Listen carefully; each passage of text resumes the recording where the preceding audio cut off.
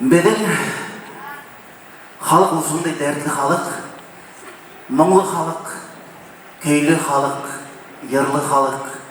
Біз кәш алхақ ерлайбыз, ішке бархақ ерлайбыз.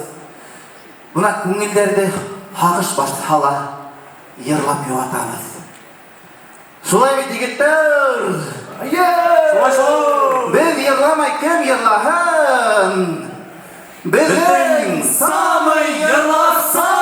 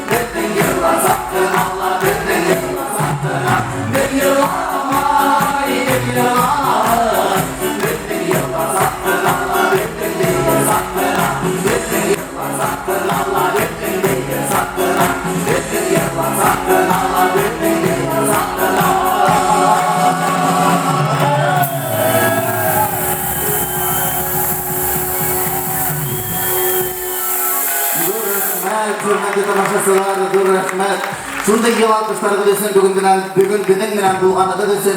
Якты йөзләр һәм бит алкыштар өдесен, dur рәхмәт. Аягызга рәхмәтемне минең коллегаларыма yetkirgim килә, dur рәхмәт коллегалар.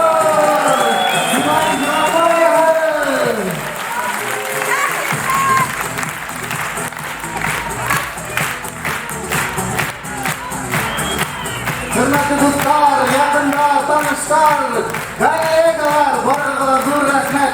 Hürmet edip kelgeniz, bugün bilen bulğanlığı düşün, ken şulay birge olayıq, imet olayıq, hal olayıq, tağla osuraşqanqa tekin, kuşacağız, hal bulğın, imet olayıq.